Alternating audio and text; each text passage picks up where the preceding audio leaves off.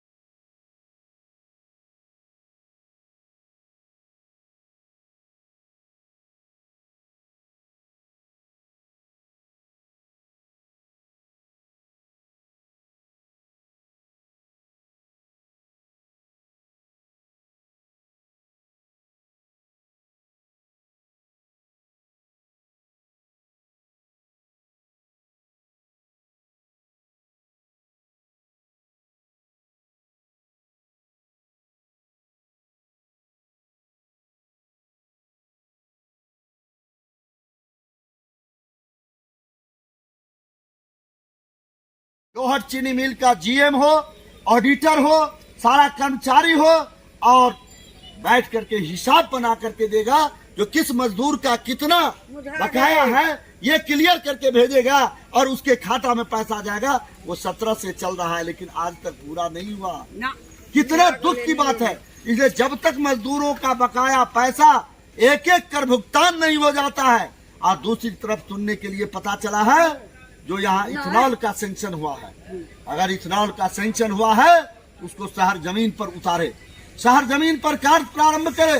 जब तक फैक्ट्री का कार्य प्रारंभ नहीं होता है तब तक स्क्रैप ले जाने की बात नहीं होगी किसी भी परिस्थिति में नहीं। शासन तो जानते ही है सब लोग क्या है नहीं है। होनी तो हो के रहे अनहोनी न हो, जाको राखे साइया मार सके नहीं को। चाहे जो भी, यह सूरज नारायण सिंह की धरती है और इस धरती को कलंकित हम लोग नहीं होने देंगे। और तब तक यहाँ भुगतान और जब तक फैक्ट्री का कार्य प्रारंभ नहीं हो जाता है तब तक आपको स्क्रैप जाने वाला नहीं है। चाहे लोहट चीनी मिल की धरती पर हम लोगों की मौत क्यों नहीं हो जाए, हम लोग मौत स्वीकार कर लेंगे, लेकिन स्क्रैप तब ले जाने देंगे जब आपको कार्य प्रारंभ होगा और मजदूर का भुगतान। यह इसलिए तो रैयाम चीनी मिल को हम लोगों ने अपनी आंखों से देखा है, स्क्रैप ले लिया झूठा आश्वासन दे करके, और कितना बरस बीत गया और अभी हम लोग रैयाम जाते हैं बद्री बाबू तो यहाँ देखते हैं पते नहीं चलता है जो रैयाम में कोई चीनी मिल भी था। जबकि रैयाम चीनी मिल, लोहट चीनी मिल का जो चीनी निकलता था तो सारे विश्व में इसकी चर्चा होती थी। ऐसे उद्योग को बैठा करके षड्यंत्र के तहत बैठाया गया, इसीलिए मिल को चालू। यह सौभाग्य है, मैंने अपने बिहार सरकार के मंत्री समीर महासेठ जी को कहा है, आप अपने जीवन में अगर मिल को चालू कर लिए, यहाँ मिल उद्योग बैठवा लिए तो आप विरोधी में है, इससे कोई फर्क नहीं पड़ता है। आप अगर बैठवा लिए आजीवन हम लोग आपका साथ देते रहेंगे, क्योंकि लोहट चीनी मिल हम लोगों का धरोहर, इस इलाके का मजदूर का, किसान का धरोहर है। यहाँ बाल बच्चा का, परिवार का भरण पोषण होता था, हम लोग के भी परिवार का ईख से जो आमदनी होता था इससे परिवार के सभी लोग पढ़ाई लिखाई किए, बेटी की शादी हुई और आज देखिए लोग लल्ला भी लल्ला है। इसलिए आप लोगों से विनम्र निवेदन है, जो 17 अक्टूबर को बुढ़ा आपको बुढ़ा हम लोगों के साथ उस दिन रहना है। 17 समझ ही नहीं रहा कदा ठीक से समझावे वाला एक दिन पर यह ने कहलो जे एखन लोहट चीनी मिल बंद छे, बंदे रहते नेताजी, और लोहट चीनी मिल के बंद कर दिल के किया कहल के घाटा में चल रहा है गड़बड़। आ एखन धीरे धीरे धीरे धीरे सारा सामान लोहट चीनी मिल के ल जा रहा है। एखन अहाँ के फिलहाल जे छे से कुछ दिन पहले अहाँ के स्क्रैप के टेंडर क के स्क्रैप के उठा कर ल जाय छे, तकरा हम सब मिल के इठमा रोक दिली जे नहीं स्क्रैप ले जाओगे। यहाँ कितने मजदूर का पैसा सबका बाकी है, कितने मजदूर की पत्नी मर गई, परिवार सब मर गया, लल्ला बिलल्ला बना हुआ है पैसा के लिए, लेकिन उसका पैसा सुप्रीम कोर्ट के आदेशानुसार कलेक्टर के खजाना में रुका हुआ है। केवल यहाँ बैठ करके सबका हिसाब करेगा और हिसाब करके किसका कितना रुपया हुआ ये क्लियर करके देगा और तब उसके खाता में पैसा आएगा। उस काम में 17 से लगा रहा है और तुम सामान बेच करके जा रहे हो। हम लोग देखे हैं जो रैयाम में भी इसी तरह का कारोबार हुआ। आज रैयाम के पास जाते हैं तो पता ही नहीं चलता है जो रैयाम में चीनी मिल भी था, जबकि लोहट का चीनी और रैयाम का चीनी विश्व में नाम करता था, विश्व में इस चीनी का चर्चा होता था।